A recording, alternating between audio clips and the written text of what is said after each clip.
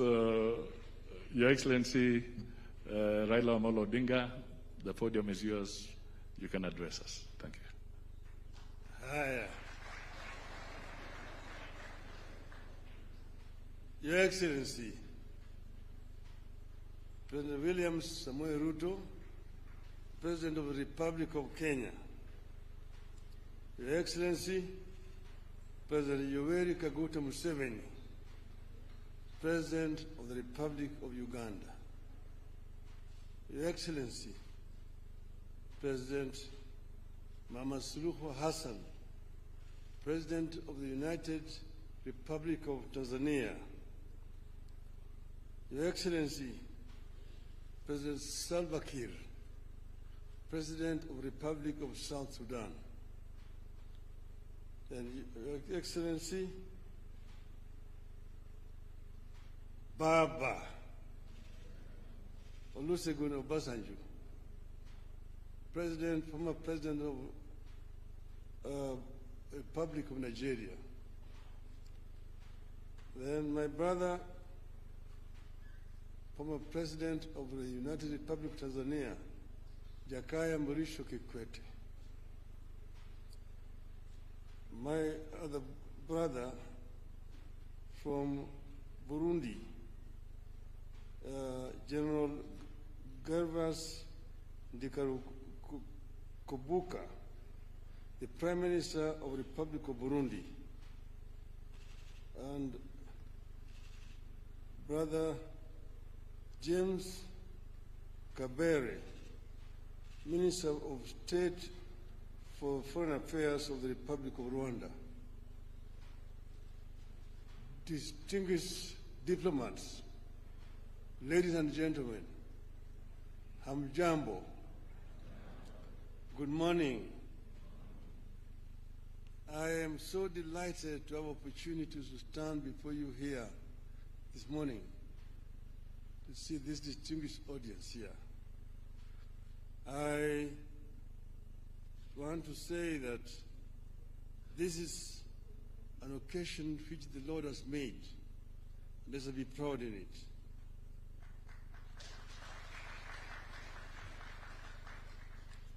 Today, I stand before you here as a candidate for the chairperson of the African Union Commission. I'm personally encouraged and humbled by the collective support for my country and the Eastern African region. The official unveiling of my candidacy as Kenya's nominee for the chairmanship of the African Union Commission is a major impetus and milestone in my bid. And I'm so happy that my brothers and sisters have taken time to come and be here physically and personally today.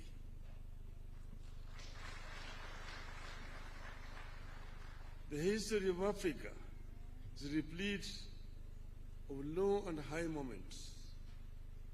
Africa is widely considered the birthplace of mankind, whose political organization was reflected in great kingdoms across the continent.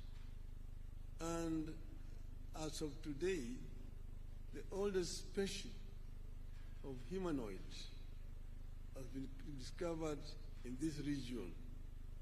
So in Ethiopia, in northern Kenya, in Olduvai Gorge in Tanzania. So there's no doubt that this is the home of mankind. However, the continent has suffered slavery, colonialism, humiliation, repeated aggression, and internal violent conflicts. However, Excellencies, like the legendary phoenix, Africa has risen from the ashes of these historical atrocities to make a full-blown arrival on the global stage. Consequently, we have heard slogans such as African Renaissance and Africa Rising. Nonetheless, I envisage an Africa where our visionary sloganeering will translate into strategic action for the transformation of our continent. Unfortunately, even as we rise, our continent still grapples with emerging challenges and vulnerabilities, including identity conflicts and wars, hunger, poverty, violent extremism, advanced climate change, acute unemployment among our youth, transboundary pandemics and infectious diseases such as mpox and other threats to human security and dignity. My plan is to work with you, Your Excellencies, and make the AU more people-centered and serve the interests of the vast voiceless majority of Africans. The African people should feel the AU in their lives. Excellencies, if elected chairman, I propose to utilize the transition period to critically analyze the existing proposals for reforms and building capacity of the AU Commission. The ultimate aim is to follow up on the implementation of the reports so far formulated. Certainly, the story of Africa is not all gloom and doom. Thanks to the work Your Excellencies are doing, Africa has been on an upward and positive trajectory in recent years. In February, the African Development Bank reported that Africa will account for 11 of the world's 20 fastest growing economies this year. The continent is set to remain the second fastest growing region after Asia. I deeply appreciate your efforts in restoring hope on the continent, and it is my wish to have a chance to complement your efforts as AU chairperson. Excellencies, throughout my leadership and service to the public, I have noted the significance of defining strategic goals and appreciating the influence of political dynamics on the outcomes of these goals. So decision-making must be backed by a balance between policy and geopolitics. I plan to work with you, Your Excellencies, to integrate this continent. We are one people who unfortunately are trying too hard to separate from each other. I have traveled the length and breadth of this beautiful continent, and I have seen the faces of Africa's future. I was involved in peace negotiations in Burundi with Marimo Nyerere. I was involved as the mediator of the AU with the conflict in Côte d'Ivoire. I was involved in Mozambique. So I understand the continent. And I see the faces of our children, full of hope and energy, and unbound by the borders of yesterday. I dream of an Africa where those borders and colonial languages no longer divide us. We don't want to see Africans to be divided as Anglophones, Francophones, Lusophones. I want them to be Africaphones.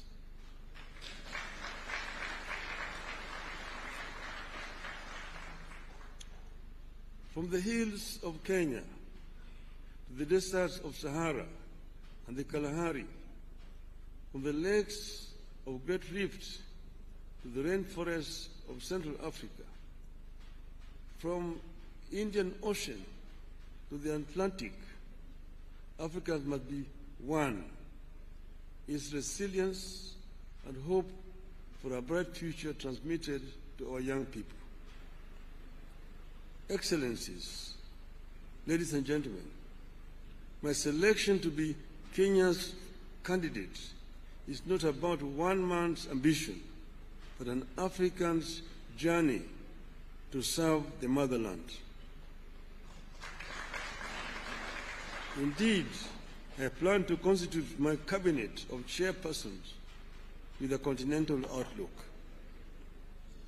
I'm grateful that friends and eminent persons across Africa have volunteered to engage in my campaigns from the West, North, South, Central, and of course, Eastern Africa.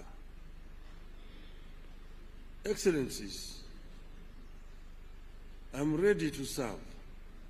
My heart is ready, and my hands are steady, and with your support, I shall get the opportunity to be of service to Africa, the cradle of mankind.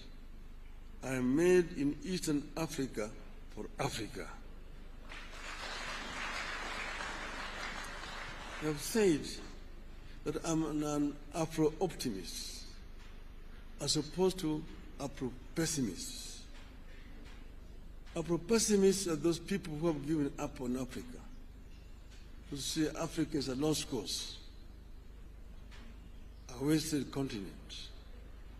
But Afro-optimists are those people who believe in African development, that Africa can be developed with the efforts of the African people. This is what I believe in. I have come from the school that believes in the efforts of the founding fathers of our continent, those who were visionary, who envisioned an Africa that was united. Kwame Nkrumah, Ahmed Sekou Touré, Gamal Abdel Nasser, the late Emperor Haile Selassie, Jomo Kenyatta, Jaramogi Oginga Odinga, Mwalimu Julius Kambarage Nyerere, Kenneth Kaunda.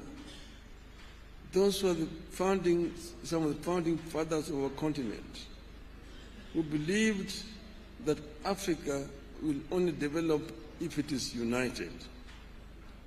Nkrumah said that Africa must unite or perish. That is the school of which I'm coming. To be able to realize the dreams of the founding fathers, first we need peace on the continent. In 2013, they talked of silencing the guns. But in 2024, the guns are not silent on the continent. We will work to ensure that guns are silent so that we can be able to have a peaceful development. Secondly, Africa is a victim of climate change.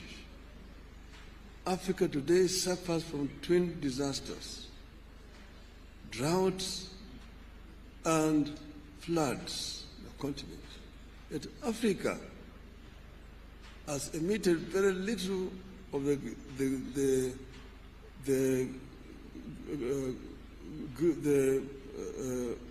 carbon that is polluting the world. So Africa needs to be compensated. But this will not come if Africa goes to negotiate as individual countries. If we go and talk as Kenya, as Uganda, Tanzania, Nigeria, Mozambique, Egypt, or Algeria,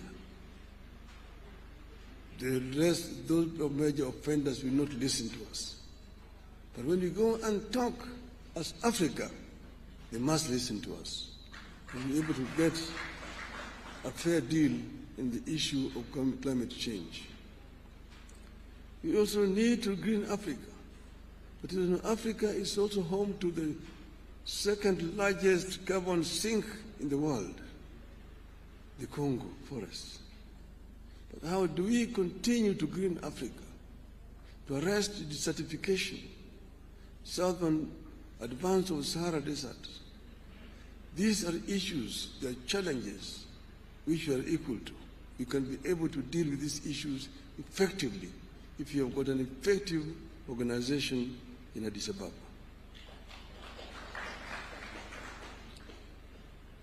African youth today drown in the Mediterranean trying to get to greener pastures in Europe.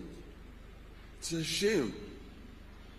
We must arrest this trend and ensure that we create a conducive environment within the continent here. That this youth do not have to flee to go to Europe. And this will only happen if Africa works together as a united continent. We know that Africa is one of the richest continents on planet Earth. It is a paradox. The richest continent is also the poorest in terms of living conditions of its people. This we must put to rest. We should not continue to blame those other people who have exploited the continent. We have the ability to reverse this trend and get Africa moving forward again. Therefore, we need to be able to ensure that Africa uses the resources that it has effectively. We need also to ensure that Africa also trades with itself. Africa is wasting a lot of time searching for markets where they put very unequal terms to our goods coming from Africa. The inter-African trade today stands at only 15%. Inter-European trade stands at 70%. Inter-Asian trade stands at 60%. Even inter-South American trade stands at 35%. We need to ensure that Africa trades more with itself. We need to address the constraining factors. One, the non-tariff barriers which have been imposed by other African countries against goods from neighboring countries. More importantly, we need to address the issue of infrastructure development in the continent that will make it easier for African countries to trade with each other. I have been the High Representative of the African Union on the issue of infrastructure. So I know the major challenges that Africa faces in the issue of infrastructure. The Trans-African highways, the Cape to Cairo, the Tunis to Cape, the Dakar through Khartoum to Djibouti, the Dakar, Lagos to Mombasa, the Beira to Lobito and Walvis Bay, the high-speed railway networks in the continent, those are issues that require to be dealt with. The LAPSET, the Lamu Port, South Sudan, Ethiopia, that will continue through Bangui and go all the way to the Cameroon port of Kribi, creating a land bridge that links the Atlantic Ocean and Indian Ocean and opening up the interior landlocked countries within the continent. These are some of the issues that can be dealt with and will deal with. Then connecting Africa through high-speed fiber optic network. And then to facilitate faster communication. Then the issues of air transport. Air transport is a major challenge in the continent. We were talking about open skies to make air transport easier. Today, traveling across the continent is too expensive. You have to get permits to fly over countries, delaying movements, and make it too expensive. Flying over Europe is much easier than flying over Africa. We need to have a continental air control system within the continent so that people can travel from east to west, north to south without a problem. The other one is the issues of visas. My friend Aliko Dangote says that for him to travel across the continent, he needs 35 visas.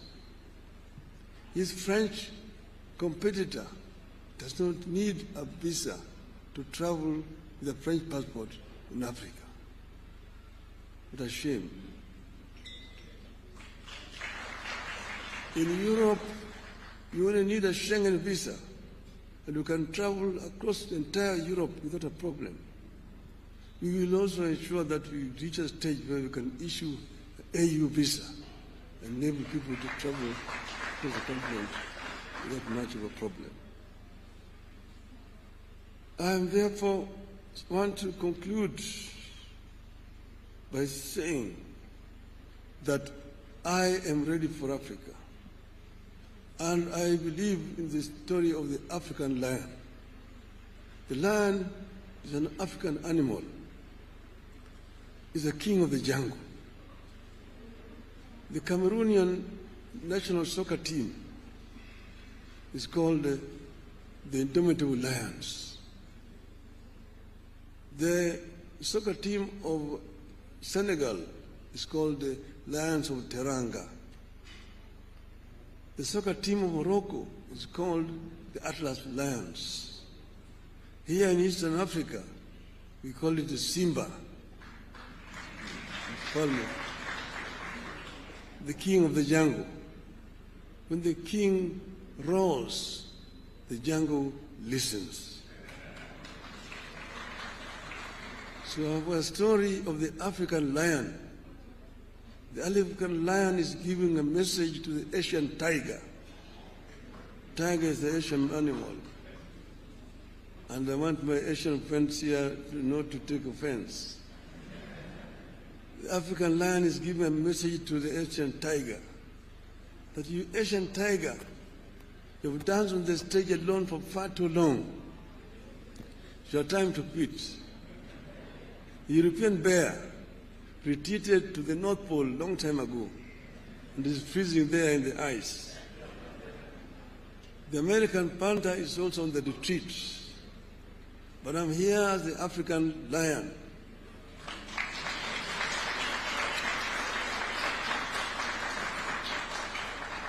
I've been asleep in the jungles of the Congo, but now I'm awake and I'm sitting on African gold, African oil, African diamonds, African iron and copper ores.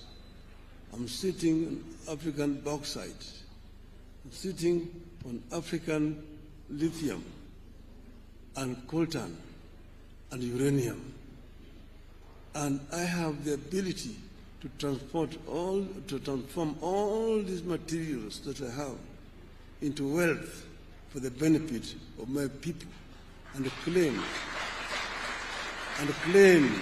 the 21st century as an African century. End of the message from African Lion. Thank you very much, ladies and gentlemen.